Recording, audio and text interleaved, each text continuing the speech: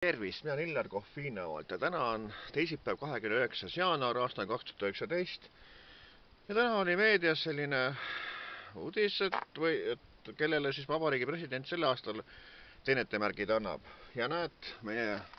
suur superstaar ja diiva Marju Länik jäeti järjekordselt teenetemärgist ilma.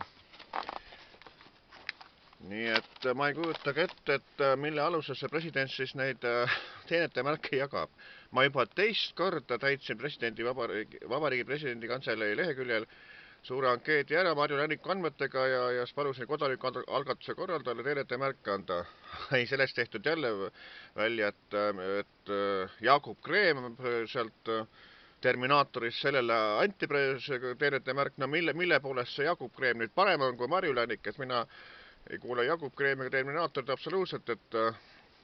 kunagi oli see juulikuu lumi, noh täna on see jaanuarikuu lumi, et vaata milline see ilm on ja sõnaga, et saab tihedat lund ja siuke asi, et seda Terminaatorit kui mängima hakkab, siis keeran raadio kinni kohe, nii et mina teda ei kuule üldse, aga noh, see on maitse küsimus, nagu öeldakse. Aga Marju Länikud, kas tõesti teate siukse sitte nagu, et vaid üks mees ja suudle ja tantsukingad ja veel elada ma tahan ja noh, väga paljud laulud. Et Marju Länik on ju estraadil olnud üle 40 aasta minu teada.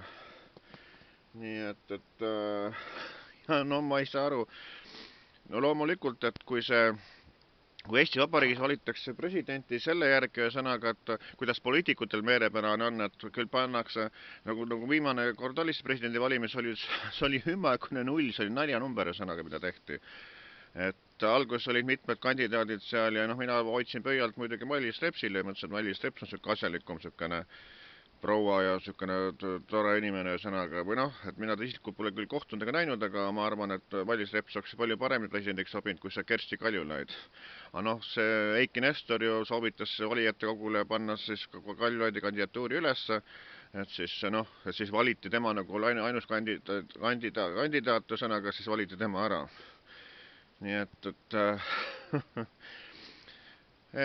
see Kersti Kaljulaid on ju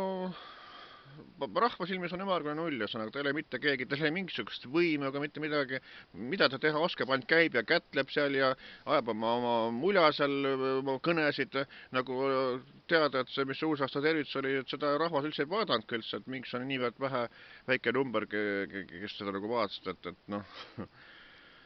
et täitsa mõttetu, nii et Riigikogu ja valitsus, Riigikogus peaks võetama vastu selline seadus, et kutsuda president tagasi, kui rahval ikka vastumeelt on, et rahvas saaks presidenti tagasi kutsuda ja siis teha erakorralised valimised, et erakorraliste valimiste alusel, et siis rahvale anda jälle valikuvõimalus, et niisama nagu, noh tähendab nii nagu käiakse, ütleme Riigikogu valimas sõnaga, et valimiste päeval, et siis annad seal siis selle oma lemmikkandidaadile või noh, lemmikule, et keda arvad, et kellele sa annad, et siis selle poolt hääletada sõnaga. Täpselt samamoodi võiks olla, et panna need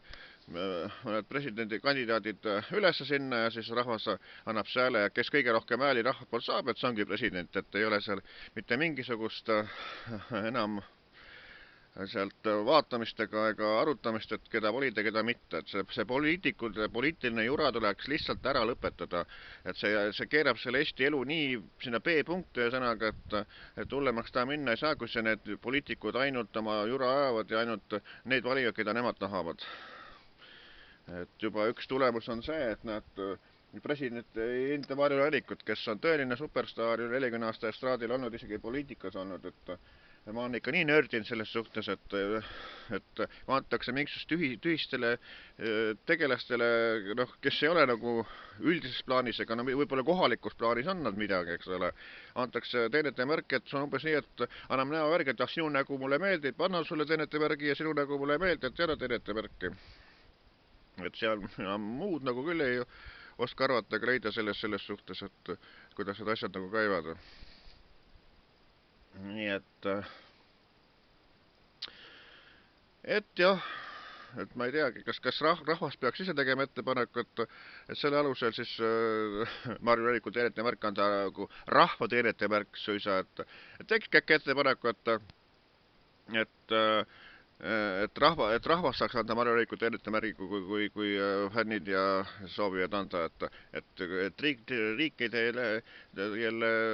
Marju Levikust üldse välja, ühesõnaga, et kui rahvalemmik on, et see ongi, et tulebki hakata anda rahvalemmiku teenetemärki, ühesõnaga, vaat selline asi. Nii soovitan mina Iljar Kohvina, vot.